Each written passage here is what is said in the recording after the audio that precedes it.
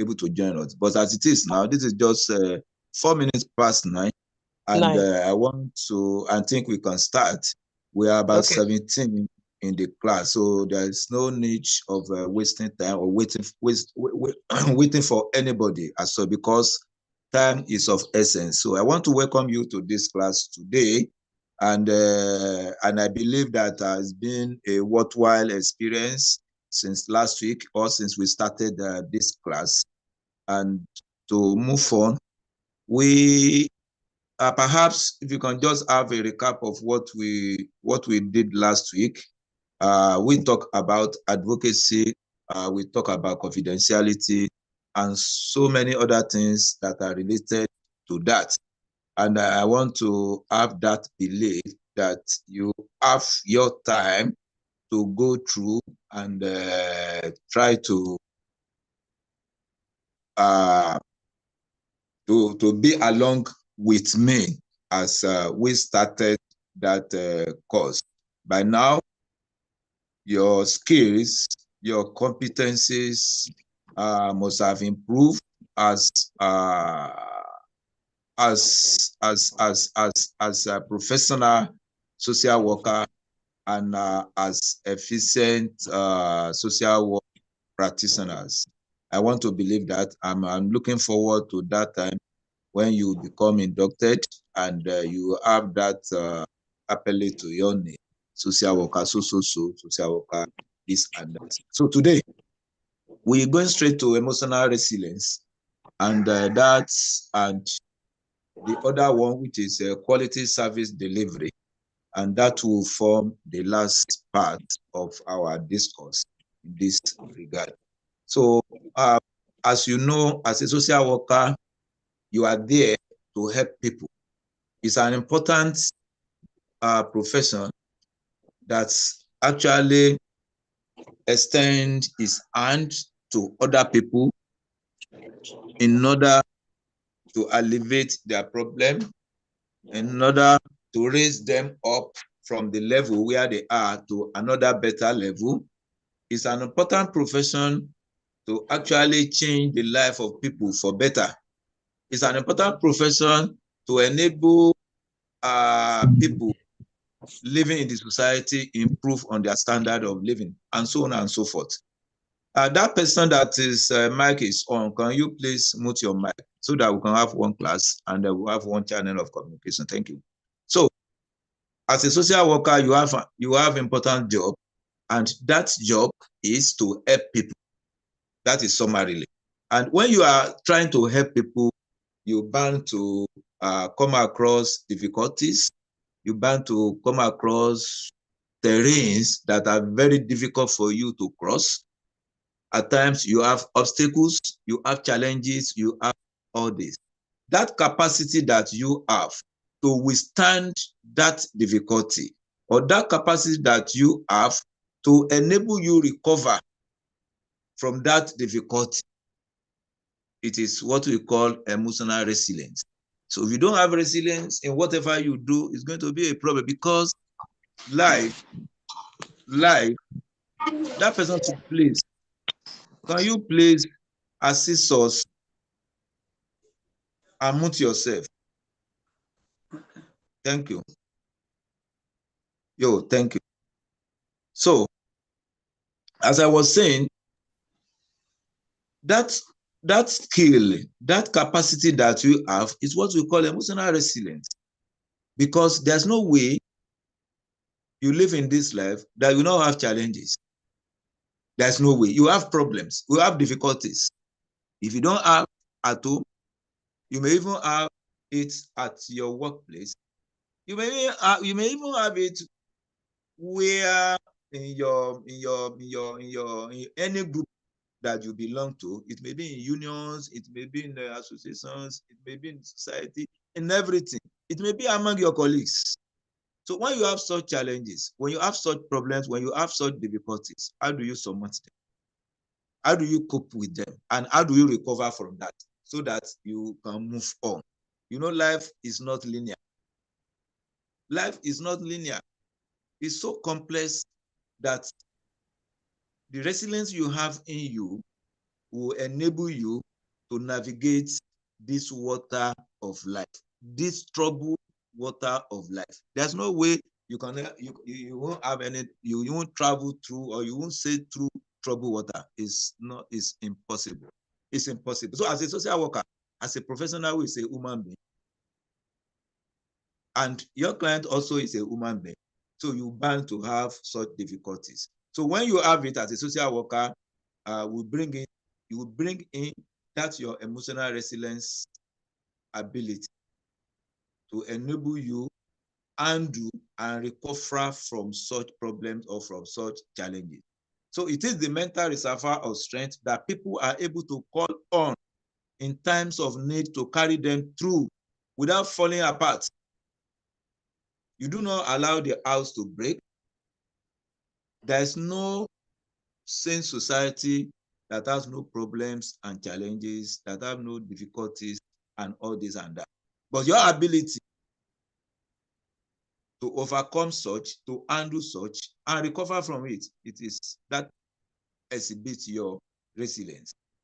Resilient people are able to utilize their skills and strength to cope and recover from problems and challenges. Such problems and challenges may include job loss, financial problems, illness, natural disasters, medical emergencies, divorce, or the death of a loved one, and so on and so forth. You can go on and go on and go on and go on. Like today, like what we have in Nigeria now, we are experiencing the impact or the negative effect of oil subsidy removal or non-performance or bad governance with respect to our oil sector or oil industry. So how much are we buying fuel now? We're buying fuel, a liter of fuel for about 1,000, 1,200, 1,300. Everybody in Nigeria is complaining. So, but you as a social worker, how do we surmount, how do we overcome, how do we withstand the difficulty we are experiencing at present?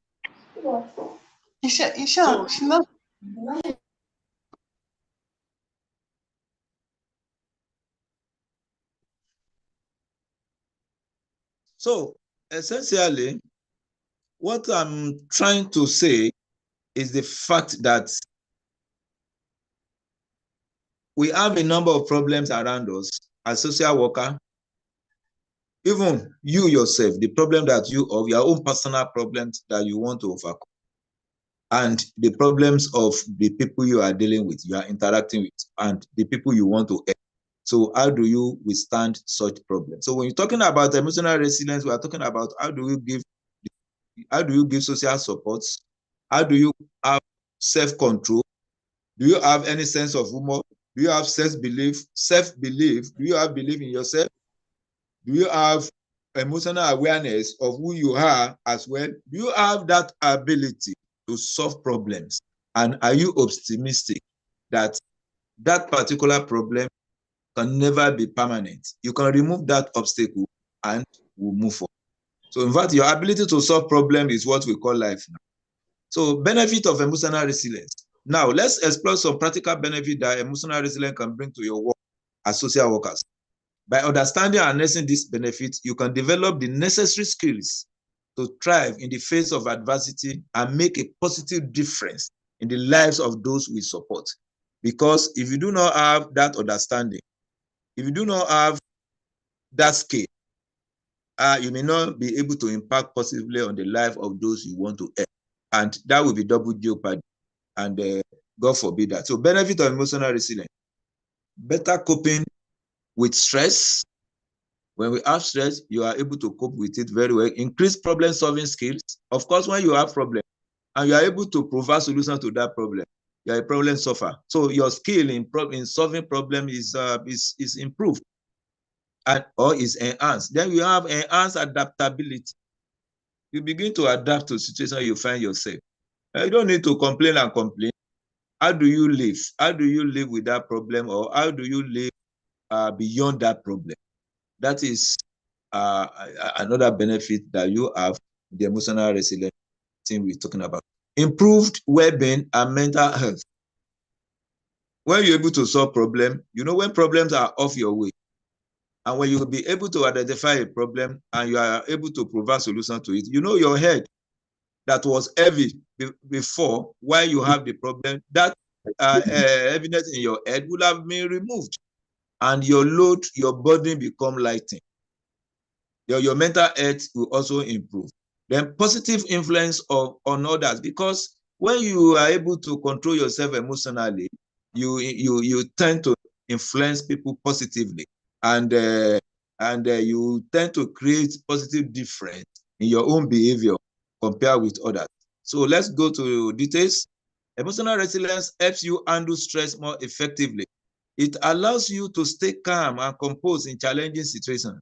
For example, when facing difficult circumstances as a result of secondary trouble, such as limited resources, that is another problem that we face, and it has always been there.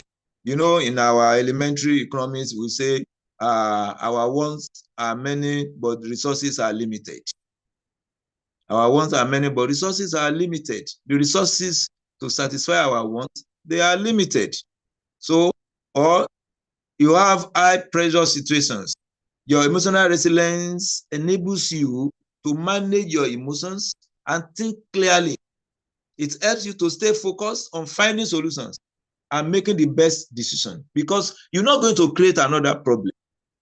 And it is important as a social worker to properly understand the problem that you have. When you properly understand that problem, you'll be able to identify it and you understand the problem. When you understand the problem, you'll be able to provide the right solution to that problem. You don't go ahead to bring in another thing that will add to that problem. So what we are saying is, if for instance, you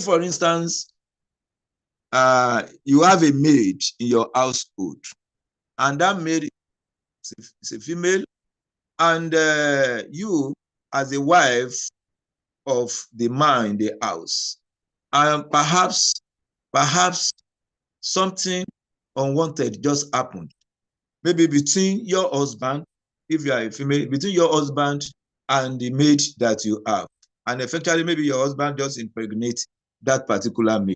So what do you do as social worker? What do you do? That is a problem. That's a problem already. You have it on the burner. So what do? You have to think deeply and understand that problem and look for solution that will not add to that problem. But if you are bringing in a solution that will double that problem, you are not a good social worker, because you should be able to reduce that stress. You should be able to cope with that stress and ensure that that problem is one and it does not become two, nor does it become three. So when you have emotional resilience, you have that ability to manage your emotions, and you have that ability to think clearly, not just think clearly. You think clearly, and you stay focused on finding solutions to that problem. Increase problem solving skill. Emotional resilience enhances your problem solving abilities. It enables you to think creatively and find innovative solutions to the problems that you encounter.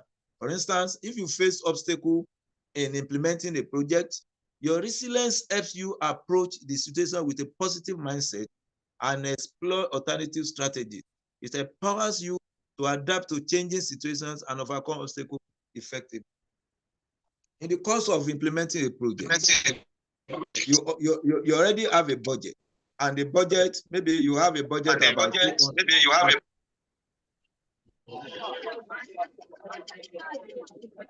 you have a budget of about 200,000, and along the line you discover that you just have to spend about 250,000. So that is a challenge. How do you solve that problem so that you will not derail from achieving the objective of that project? How do you do it? You now devise a means of enabling you to solve that particular problem. If along the line your partner just decide to behave somehow at the middle of the game, maybe at the middle of the project, the project lifespan is 1 year, and by the 6th month or 7th month, your partner decides to change his or her pattern of doing things. So how do you overcome? Do you now do you try to solve that problem so that you be able to achieve the objective of your project, or you try to create more problem, or you want to quit the project? You now weigh the options, your ability to weigh the option properly, and disallow emotion, unnecessary emotion, to disturb you from getting to your destination. Then you will be able, you are qualified to be called a professional person in that regard. These people that are disturbing us, I beg, please now, can't you undo your device on your own properly? So we are, sorry, just a minute. I want to mute this one from my hand here.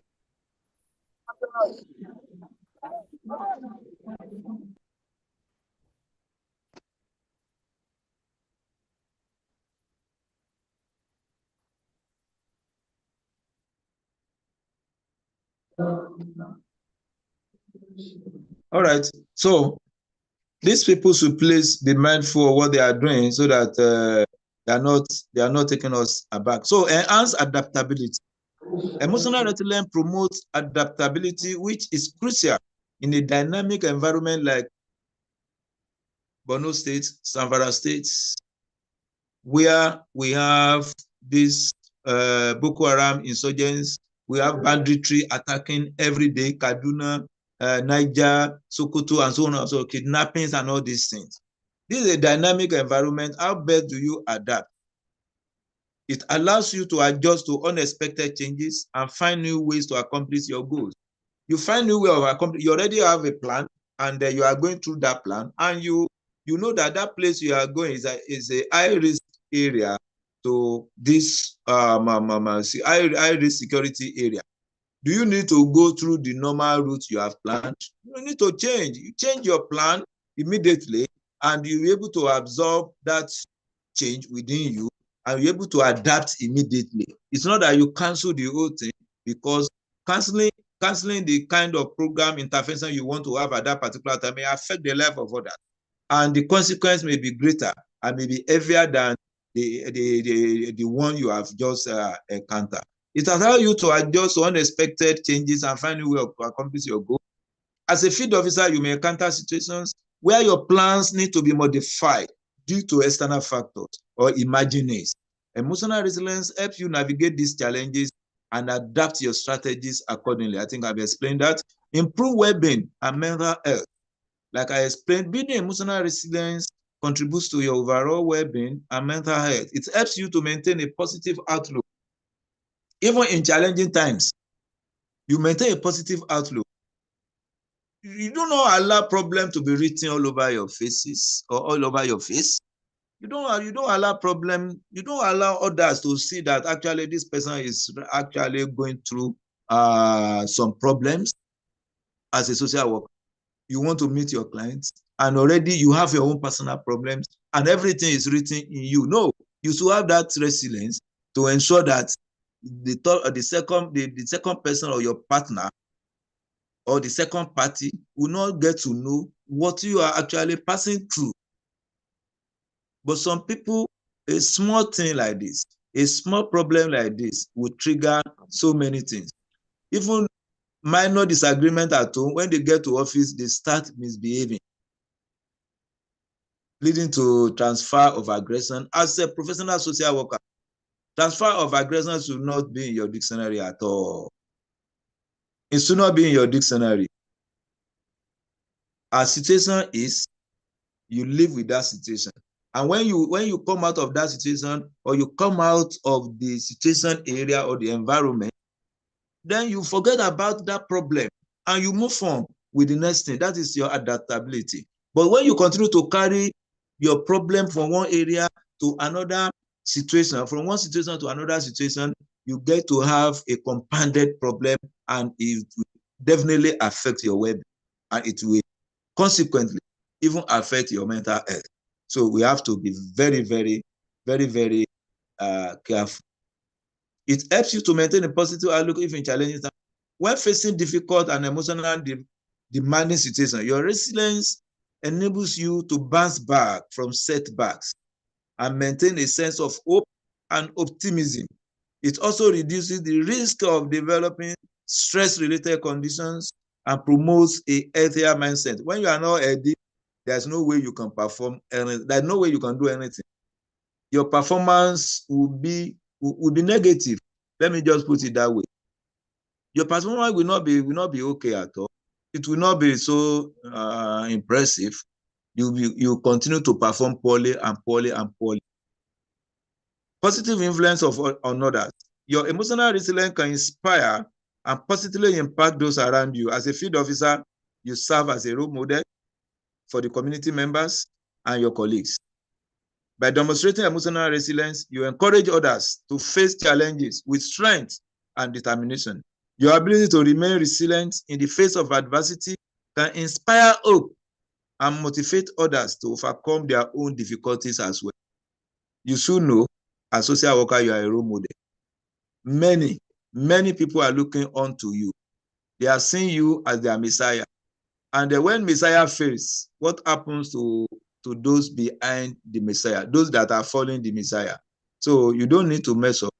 You don't need to allow problems to weigh you down.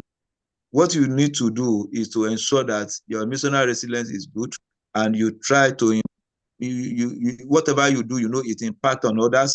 And as a lead officer, wherever you are a lead officer, you're leading a team.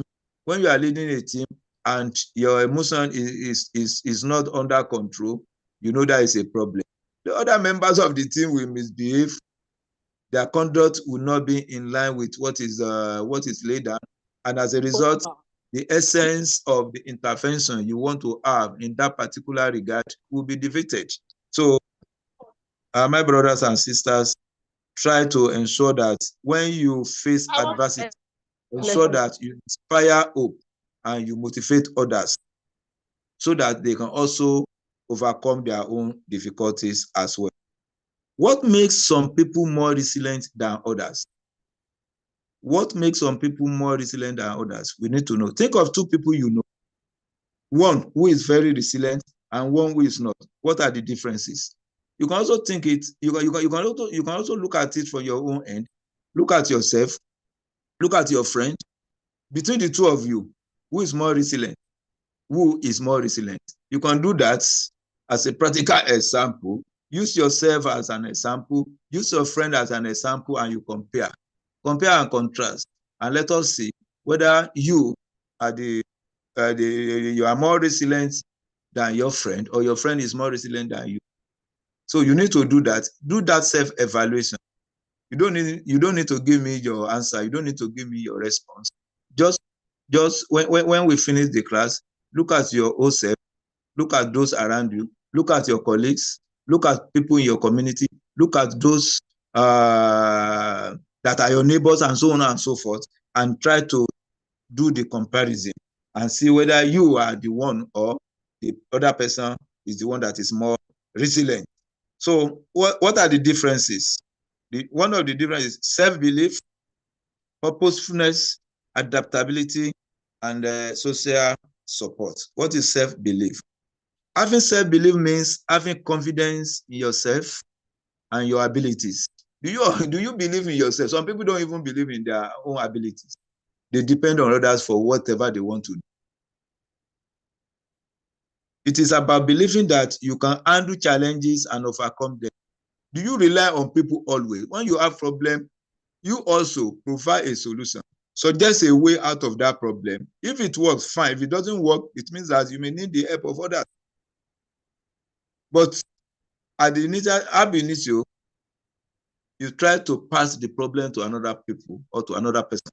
For example, as a social worker, having self-belief means trusting in your skills and knowledge to make a positive impact in the community. Do you trust in your own skills? Do you have the right skills to handle any programs or any problems that you have? Do you have that skill?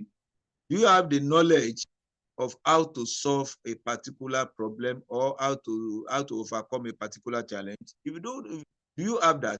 So you should have that belief. It means believing that you have what it takes to face difficulties and find solutions. Some people don't care. Some people, they just do things as it comes to them. No application of special skill. But as a social worker, you don't do that. You look in, you think outside the box. Purposefulness. Being purposeful means having a clear sense of your goals and the reasons behind your work. Why are you doing this? Do you have a purpose for doing whatever you are doing? It is about understanding why you do what you do and staying focused on your mission. But if you don't understand what you are doing, how do you stay on your mission? No, you need to understand. You need to know, why am I doing this? This course you are going through, why are you undertaking this particular course? You must have a purpose. You must have a goal. You must have a mission you want to achieve. So that is being purposeful. When you see people that are very purposeful, you should know that those people are very reasonable. When you are purposeful, you want to achieve your goal, and you will not mind whatever comes along the way, along the path of getting to your destination. You want to overcome any challenges that will come your way. All right? You are in the university, you know you want to spend 4 years in the university, and after 4 years, you want to graduate, and you want to become a graduate. Will you mind whatever difficulty you are passing through while in school? When you mind that, which means you will not graduate at record time. Those who do not mind those difficulties, or those who are resilient, those who withstand the tough times while studying, those who withstand whatever comes their way and try to undo that very well, and they try to recover from such problems, those are the people that will eventually be successful. They will come out with good grades, they will come out with better grades, and they will be signing examples in the society. That's exactly what you ask. That is what an important characteristics that you should know a resilient person possesses. It means staying committed to your purpose, even when faced with obstacles. When you have some obstacles, but you are focused. You are focused. You are traveling from Enugu to Abuja, and along there, maybe at Okene, you have a problem. Maybe your vehicle has a fault somewhere, a mechanical fault and somewhere, and the driver says, "This is our problem. We just have to wait for some hours for us to amend what has happened or to rectify what has happened." And you know that you have a time you have an appointment to meet at Abuja, and when you wait with that driver till that time, you might possibly miss your appointment. So what do? You will not say because you have paid the driver, you definitely want to ensure that your money is utilized, or you want to collect your money, because in the process of doing that, that may even delay you. But even if you have to exercise patience for the driver to repair the vehicle, you may have to do that. You have to withstand it, because already you are in a problem. You don't join others to be complaining and say, "Oh, this driver, this is how you do." It has happened. There is already a problem. So how do you go about it? That means, but your purpose is to get to Abuja. You stay focused to your purpose, that I just need to get to Abuja, and you have to do that. And already you have an obstacle. So adaptability, I think I explained that the other time. There's no point wasting our time. For example, if a plan doesn't work as expected, being adaptable allows you to quickly adjust and find alternative solutions, like I just explained. That is adaptability. Social support. This is one of the ways that you know that you are more resilient than your peer or your colleague. Social support. Social support refers to the people around you who provide emotional, practical, and informational assistance. Who are those people around you that can give you support? It's about having a network of supportive individuals who can offer guidance and encouragement. In your role as a field officer, social support can come from your colleagues, supervisors, and the community you serve. Having strong social support can help you cope with challenges and provide a sense of belonging and connection. So in this regard, you must be very careful in choosing your team. in choosing those that will be part of your team, you must be very, very careful. Are those you want to pick, are they of the same mindset as you have? You need to evaluate that. You need to get that to know whether they are actually you are in the same, you have the same mindset in achieving the goal of your team or of your project or of your intervention or of your program. So you must be mindful of those that you will choose to be your colleagues, those that will be part of your stakeholders, those that you want to interact with while you are trying to actually solve a particular problem. Strategies to develop emotional resilience.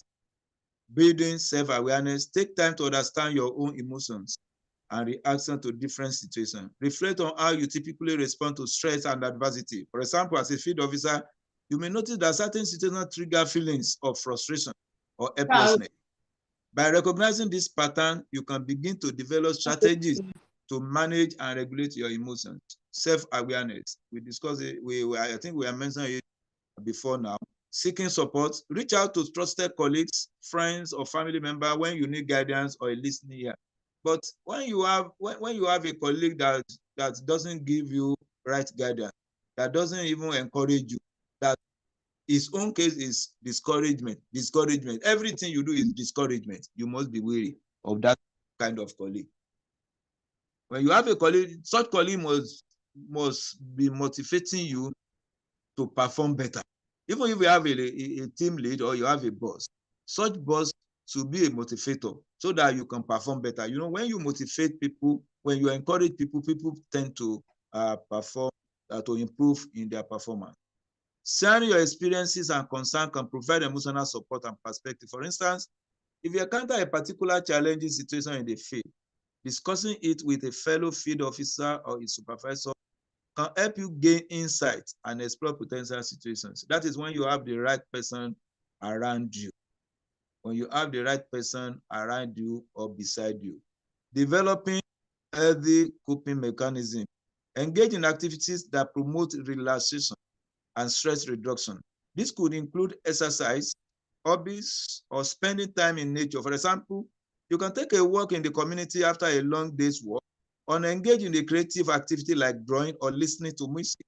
These activities can help you unwind and recharge. I hope that is clear. Practicing positive thinking. Cultivate a positive mindset by focusing on the strengths and successes in your work. Listen to that. You focus on strength and successes in your work. Don't focus on failures. Don't focus on disappointment. Don't focus on problems. When you do that, that will actually weigh you down. Acknowledge your accomplishments and remind yourself of the positive impact you have made. Bring in good memories. Always bring in good memories. This will boost your energy. This will even strengthen you more. For instance, you can keep a journal where you write down moments of achievement or gratitude. This practice can shift your perspective and help you maintain optimism in the face of challenges. You bring in sweet memories. In the course of a project, when you are writing project reports, that's what we call success stories. Look at those areas in your report where you have success story. Begin to read them. Those ones will motivate you. So in that regard, you are doing what? You are practicing positive thinking. But when you are always reading negatives, like our journalists, apology to them. What we have in our headlines, those headlines that make the first page of newspaper, they are bad stories. It's either you see horror in Lagos, Boko Haram kill 250 people in a community, that will come to the front page. Those good stories will come when you are reading. It is when you are reading, maybe at the middle of the newspaper and so on, the page, in those pages that are very obscure. This is bad reportage, and this is not giving a good image. So when you want to create, or you want to start practicing positive thinking, bring in sweet memories, bring in such success stories that when you read, you are happy. It is not that time you'll be reading about your failures, your problem. You try to emphasize. You don't emphasize on negativity. You don't emphasize that. When you emphasize that, even when you dream of negative. When you want to receive revelation from God, for those who receive revelation, or for those who see God, for those who talk with God, you continue to see bad thing. That is why I pity those prophets of doom. They don't see good things in Nigeria. They have never dreamt of good things in Nigeria. And this is so bad. So as a social worker, you practice positive thinking, please. Setting realistic goals. Break down your work into smaller, manageable tasks and set realistic goals. You don't need to compare yourself with other person. You are unique in your own making. You are an individual and you are very unique. You don't have the same identity. Even you have identical face or whatever, or everything, even the identical twins. When you look at their fingers, their thumbprint will not be the same. Their fingerprint will not be the same. So as such, you are unique in your own way. You don't need to copy others. According to your capacity, according to your ability, break your work into those manageable tasks that you know you can accomplish. Break down your work into smaller, manageable tasks and set realistic goals. I think I explained achievable and realistic the other time. When you set a goal that is achievable, that is one step. When you now set a goal or objective that is realistic, that is a better step. That's a step ahead of being achievable. That's a step of being achievable. Because when you are realistic, you look at the resources that you have, you look at your capacity, you look at those that surround you, you look at the stakeholders, you look at your partner. I mean, in this regard, you look at the second party, that is your client. When you look at them, you now set objective or goal that is realistic. So as social worker, you don't try to build castle in the moon or in the air, as they say. You don't build castle in the air. It is not sustainable. So as social worker, you set sustainable goal. You set sustainable objective that you know are very realistic. This helps prevent feeling overwhelmed and promote a sense of accomplishment. Because when you set a very broad goal, or you have a very massive task ahead of you, you don't even know where to start, and you don't know how best you can achieve the goal. It will be very difficult for you. That you see some project at the end of the day, they fail. We have abandoned projects by the government, by individuals, and so on and so forth. Some people will even embark on personal projects, and at the end of the day, it does not benefit them. It does not even benefit the community where they have that project. What about the houses we build around? We build palaces, we build castles, and at the end of the day, they are useless.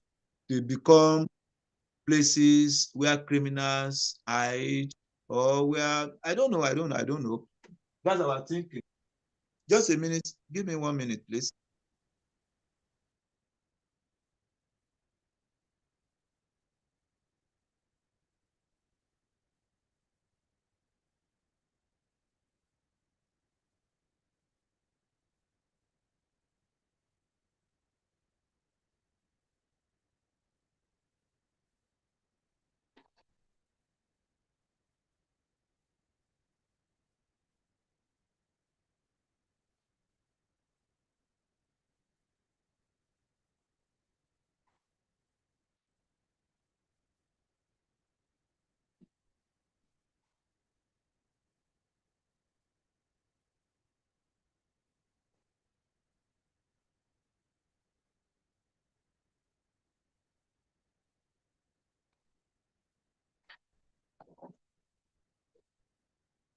Oh, mama.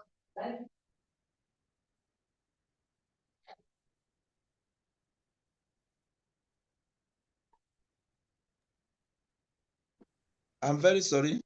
I just had to take a short break. Sorry.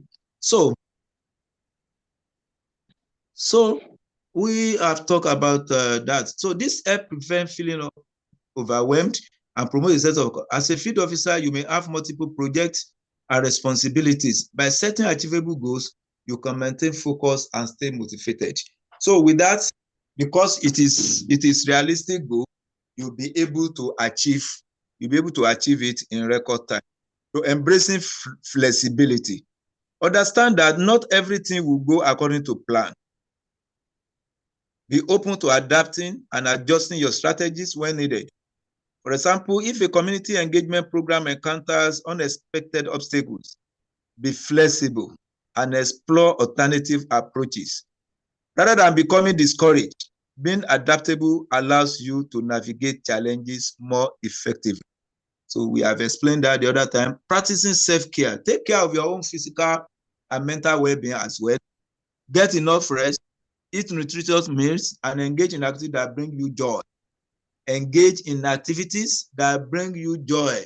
Don't engage in activities that will bring you sadness.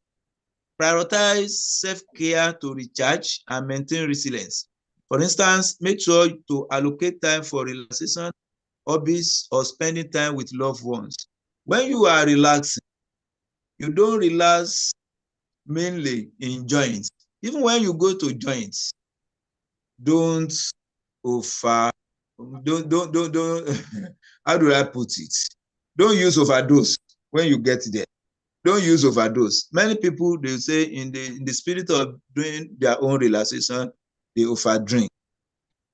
And as a result, it becomes their habit and they become drunkard. So when you do that, you have anything you overdo, the consequences are very grave. And it's important that as a social worker, you do things in moderation. You do things in moderation. Do exercise. Do things that will bring you joy. Bring in sweet memories.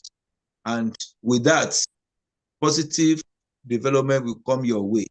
And your self-development, your self-care will also be enhanced. So thank you so much.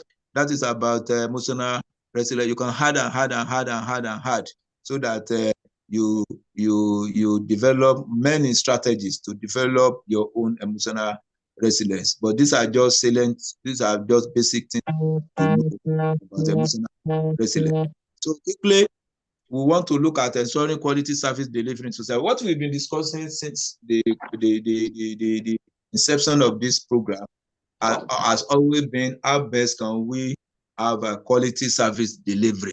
And that's the essence of the whole program, the essence of the whole the course. So ensuring quality service delivery in social work is essential to provide effective and ethical support to individuals and community. Here are some key strategies to enhance the quality of service delivery. One, continuous professional development. You remember I explained that earlier in the earlier classes, where we talk about social workers who engage in ongoing learning like you are doing now. It's a continuous professional development. After your induction, you don't end it at becoming inducted or at becoming members of the institute only. You, whatever, any program that is designed by the institute, maybe workshop, other conferences that will be coming along the line while you are still a member, you must participate. Of course, this also we earn you a number of credits in promoting you or in moving you from one category to another category. Your professional development will be enhanced when you attend professional development courses that the institute organize. Anytime the institute organizes such, you should find time to attend. This will enhance your development. Then supervision and consultation. You don't do things alone. Social workers will seek supervision and consultation from experienced and knowledgeable professionals. Engage other professionals that you know, they are experienced, they are knowledgeable. Those you meet on the profession, you should know that they have experience more than you have. So regular supervision sessions can help social workers reflect on their practice, receive guidance, and so on and so forth. Use evidence-based practice. Social workers should incorporate evidence-based practices into their interventions. This involves using interventions that have been scientifically proven to be effective through research and analysis. By utilizing evidence-based practices, social workers can enhance the quality and effectiveness of their services. Of course, we mentioned that before we got here. Then cultural competence. I think social workers need to be culturally competent and sensitive to the diverse backgrounds and experiences of their clients. You need to know the culture of your client, of your service user. When you need that, you need to understand it. When you understand the culture, you have better relationship. Then you have the opportunity of carrying on well with your client. They should actively strive to understand their cultural beliefs, values, and practices. Cultural competence helps social workers develop rapport, establish trust, provide appropriate and effective service to diverse population, like we said the other time. Then client-centered approach. Whatever you are doing should be your service user centered. It should not be centered on you. You don't use your own volition. You don't use your own discretion to do things. And so that whatever you are doing is focused on your client. Social workers will adopt a client-centered approach that prioritize the needs, goals, and preferences of the client. They should actively involve clients in decision-making processes, respect their autonomy, collaborate with them to develop personalized intervention. Client-centered practice ensure that services are tailored to the unique circumstances and strength of each individual. You treat your client as an individual, not as a group. Monitoring and evaluation, of course, you know the importance of monitoring and evaluation. Whatever you do, you try to evaluate. Whatever you do, you try to monitor. Whatever you do, you try to assess. When you don't do that, you don't know whether you have missed the way, or you are on the rail, or you have derailed from your path to get to your destination. So as a social worker, you should regularly monitor and evaluate the impact and outcomes of your intervention. When you do that, that is when you achieve what you have set to achieve. Ethical practice, don't forget the ethical consideration. Whatever you do, give it ethical consideration. Is it in line with the ethics of the profession? You have that self-evaluation. Is it in line? Ask yourself, investigate that, or interrogate whatever you have with you. This I've done, or this I want to do. Is it in line with ethical consideration? Is it in line with it? If it is religion matter, do you need to bring in your religious bias into it? Is it ethical to do that? No. As a social worker, it's not ethical. If it is about ethnicity, do you need to bring ethnic consideration into this? Do you need to bring political coloration to what you are doing? You should ask yourself.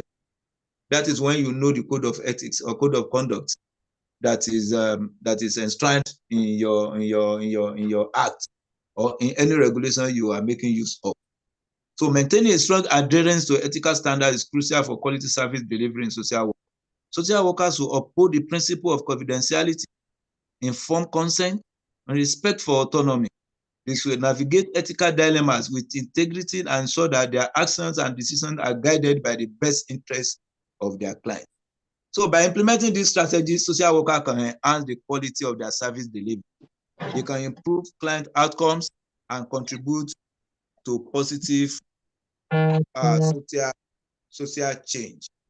So with this, I think we have come to the end of this particular program.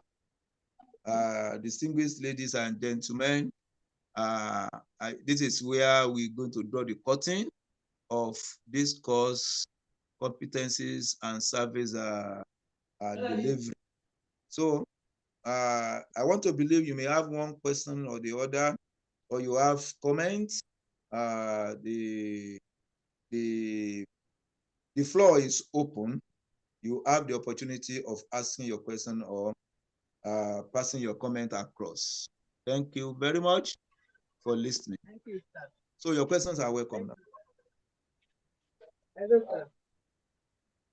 My own is not question, it's comment. I just want to appreciate you the way you taught us during the period of time in the atmosphere. I really appreciate you, sir. Thank you so much, sir. You are welcome. Thank you. I don't know who has just spoken. Sorry. Mrs. Oluwole, sir.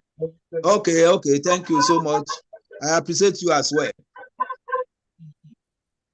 Thank you, sir. Good morning, sir. Yeah. Good morning. Yes, sir. My name is Alale Olamide, sir. Yeah, you're welcome. Yes, sir. Thank you very much for all your efforts, sir.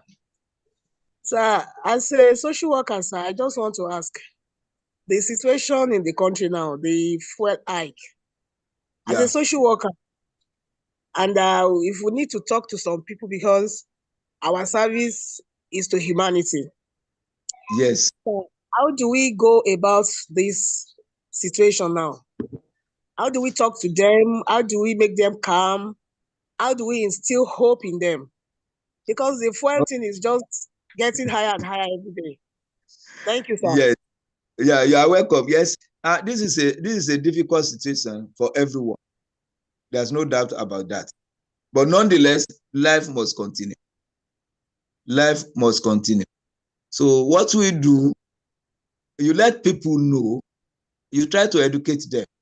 Even if this problem of fuel is not there, there may be another problem as well. Anytime we have problem or we have challenges, people should learn how to cope with that problem.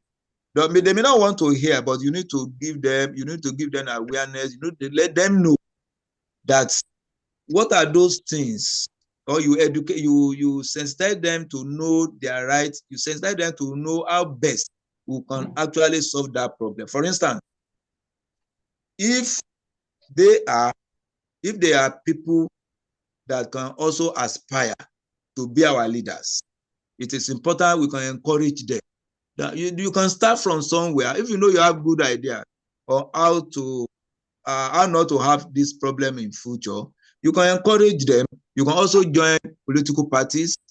When you join political parties, you want to reform them. You can reform them. So when you educate them as such, it is very, very, it's going to be of help. But they need proper education.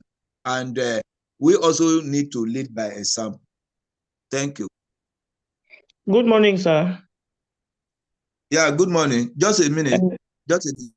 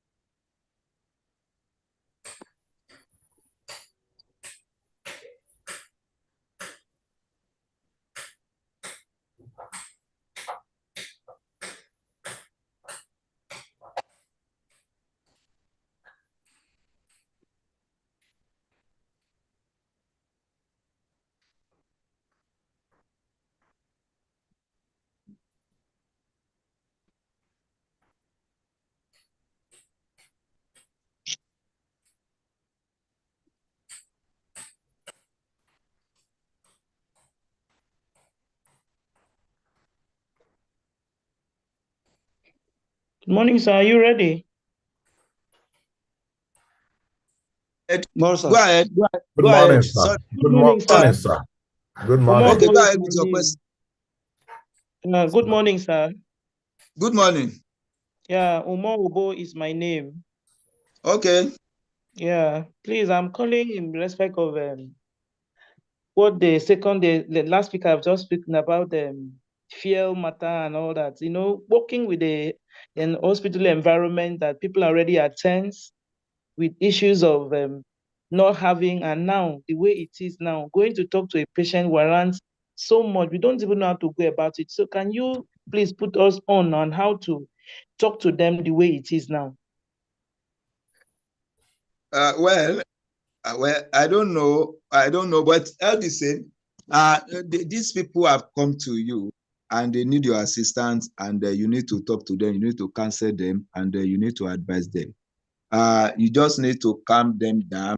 You let them understand why we are in where we are, and when they understand that, they can also form their own opinion about what they can do.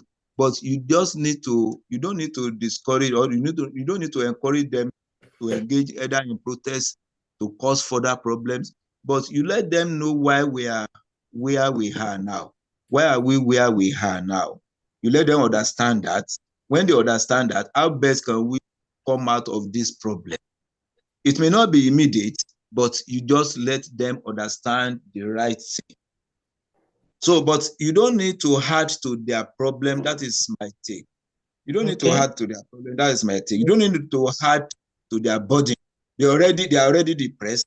So when you whatever you are saying, they will take it as very sacrosanct. So that is why things that are very encouraging, words that are very encouraging, words that can to come from you, so that they see you as their Messiah that can help them. Although many people may not even agree with you, but as a social worker in the hospital environment, you need to ensure that they are properly guided and properly taken care of. Okay. Thank you. Sir. Good Hello, afternoon. sir. Good morning, sir. Good morning, sir. Yes, I'm with you. My name is Ronald, sir. All right, sir. I'm pleased with your lectures for all these weeks, mostly in the course code of 604. In fact, I have been fed well with your courses, with your lectures all this while.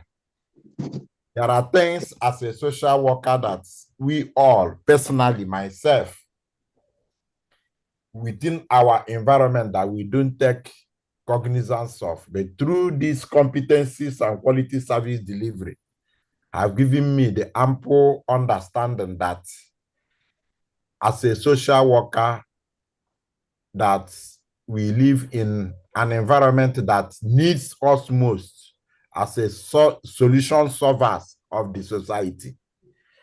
And as well, too, that we should have a kind of streamlined style of a social worker, being the service delivery to the client, that we should hold onto confidentiality, informed consent, while dealing with people that find themselves around us to offer solutions.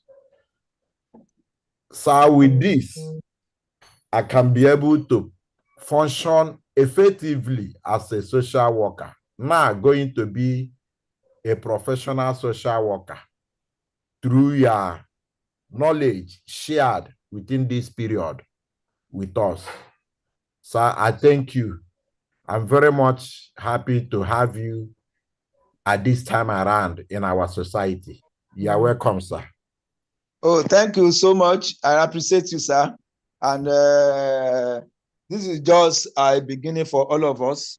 And we should also try and impact positively in our society and ensure that we change our society for better.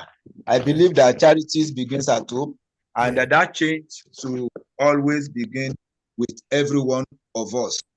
So thank you so much. I appreciate you as well. God bless you and every other person who has contributed in this course. Thank you. Good morning, sir. Good morning. Yes, my name is Hello, sir. Hello, please, just a minute, just a minute. I want to receive a call. Just a minute. I will actually. All right, sir.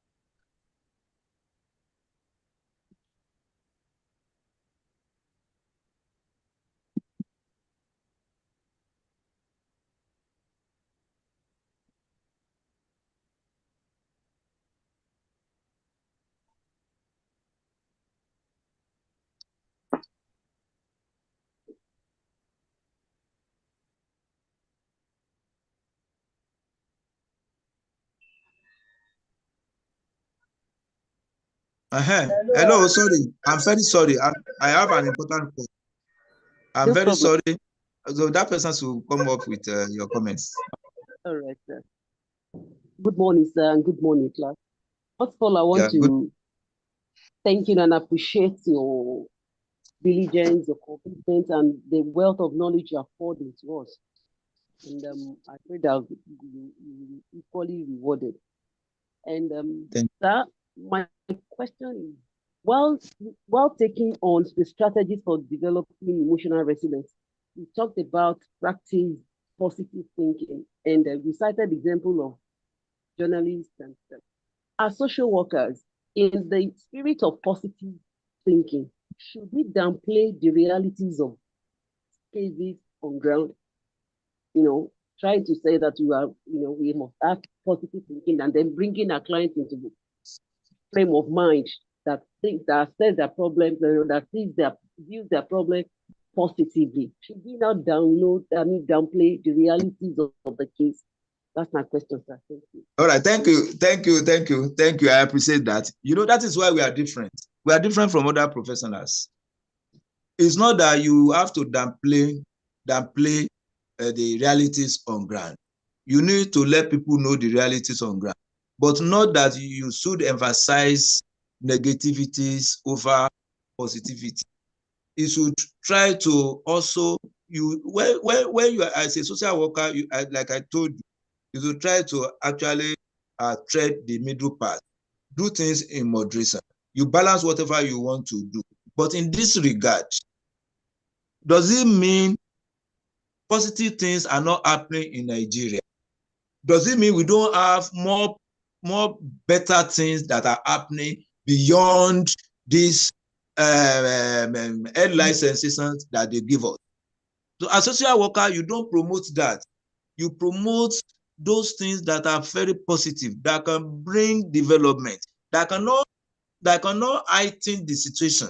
You bring in those things that actually lighten the burden of what your client has actually brought to you.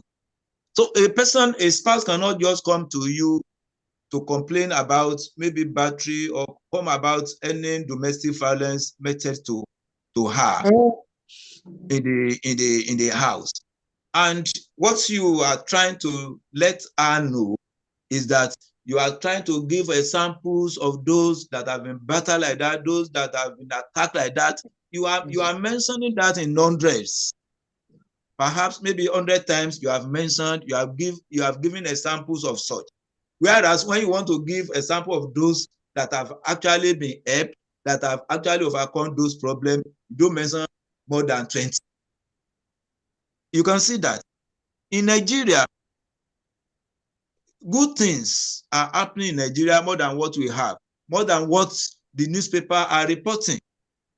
How many times have they promoted those young brains that have made good impact, either in education, either in technology, in agriculture, and so on and so forth, in sports?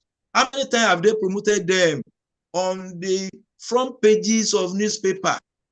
If they promote them at all, they will just put them in one hiding corner. Social worker, you don't do that. You look at those things that you know will add value to life. You look at those things that will add value to life. You don't emphasize those things that will get people depressed. I had an interaction on, was it Tuesday? I attended a summit, one economy summit, and an Israeli ambassador was there to address the summit. And he said in their country before they gave Israel, they partitioned Israel in 1948. But before then, that place is a desert place. And what they made use of, because they knew that they don't have anything on the ground that their natural resources. They now look at it and they now make use of their brain. And they try to promote, to use. That is why they started thinking about irrigation. And irrigation has helped them a lot to even produce fruits that we don't even produce in Nigeria. Whereas we have the natural we have all the natural resources, and we have the good climate, good weather to support all. We have the forest to do all this. All these resources are with us. So are we saying all we have that are good, are we saying it's not good for us to promote them? You can talk about those problems, but they should not be mystified, so to say. So that's just my comment on that. Thank you so much, sir. So Morris, you're welcome. Morris, Yeah, you're welcome. Yes, I'm with you. Yes, Please this go is ahead. Mr. Lucky. This is Mr. Lucky, sir.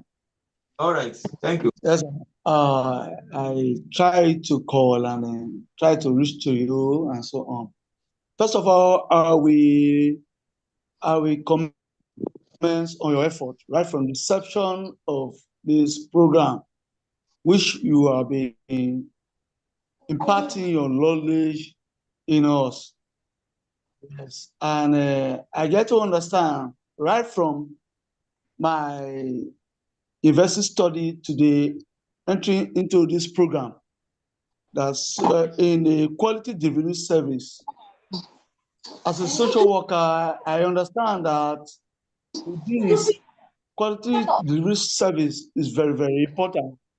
On which I know quite all right that social worker is one of the key, practice, one of the key course that even the state and the federal government must not neglect. Because I believe without social worker in the society cannot easily be functioned. Especially the areas of the quality service delivery towards social workers. If social workers are there in every parastatals, and I believe that social worker will do more better in quality delivery from other professions. Thank you, sir.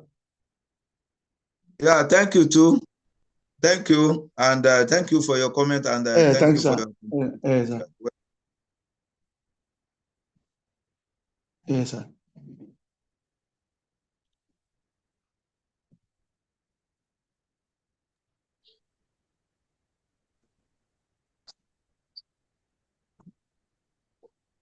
You people. Hello, sir. Yo. Hello, good morning. If I slap you, Hello? Hello, sir.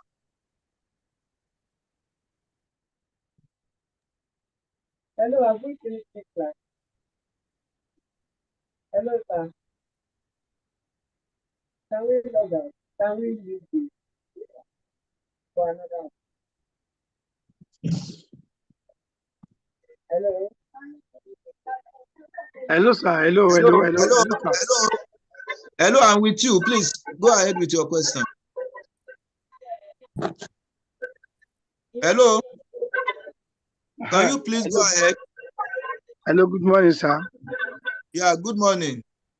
So my name is Mr. Barabayomi. I just want to appreciate you because you also help us to build ourselves as a social worker. So I really appreciate it. All these things we have been practicing it already, but with this class, it also helps us to boost our morale, so in order to help our clients. So I really appreciate it, sir. Thank you very much, sir. So I'm also happy being a social worker. So very soon, the government will not do without we social worker to solve the problem of this country. Sir, thank you, sir. Thank you, sir. Yes, sir. Hello? Hello? Hello? Hello, thank you. Thank you, I heard you. Thank you, and God bless you as well. Please go ahead. Hello, any other question, comment? Hello, if there is no other question, I just want to add these closing remarks. Please do well to read everything in your reading manual, and all I've also said, especially with regards to regulations, our Chartered Act, the VAP law or the VAP Act, and in fact, the National Social Protection Protection Policy. National Social Protection Policy document. Please try and read, and some other things that are related. And in fact, you can also actually read chapter 2 of the Federal Republic of Nigeria Constitution as amended, 1999 as amended. Please just go through them. These are instruments that will enhance your service delivery as well. Like I said, if you have anything, I'm available. If you have any questions or you have anything to ask me, any inquiry, please just feel free to call me or you message me in WhatsApp if I can't even pick your call. I want to appreciate everyone. Hello. Sir, your number, sir. Your number. Hello. Sir. Okay, my number. Okay. Yeah, I think my number is in WhatsApp. Okay, do you want to take it? I should dictate. Should I dictate it? Yes, 080. Okay. 080. Yes, sir. 35. Can you hear you, sir? 85. 35. 85. 85. 7279. 85 again. 35. 85. Okay. 080. 35. Okay. 85. 35. 85. 72. 85 79. No. Listen, please. 72. 080 35 85 7279. 7279. Okay, 00. Yeah, 00 35 85 7279. Yes, yes. Okay, sir. Yeah, I appreciate, sir. I'm also the group. Yes, sir. Okay. So, but but I have not, sorry. Sisi Lower. Your lecture note, I have not seen it. Oh. Okay. I ask your colleagues now. Your lecture note, I have not seen it, sir. Okay, your colleagues, they have it. You can private chat me, I can send to you. Okay, sir. I will check them, sir. Okay, sir. Right. I'll call you. I will send to you. Thanks, sir. So thanks, I appreciate everyone. So yeah. we just have to close the class now. So until we have the opportunity of meeting again, please read very well for your exams, and I wish you best of luck. So until another time, anyway, I will be looking forward to see you people at the conference, the coming conference in November, when we'll be doing induction. So thank you, and God bless you all. We promise you. Thank you, sir. God bless you, sir. Thank you very much, sir. Thank we you. promise you that we'll be there. Thank you so much as well. Thank you very much, sir. We really appreciate you, sir. Thank you. Thank you, sir. Thank you. Thank you. Thank you, Thank you, sir. very much, sir. So we see ourselves at that conference day, sir. By the grace of God. By the grace of God. Thank you so much. God will spare our lives. Very much, sir. God will spare our lives. Yes, sure. All right. Bye-bye. Yeah. Bye-bye, sir. Happy weekend. Yeah, same to you. Just your family, sir. Have a lovely weekend.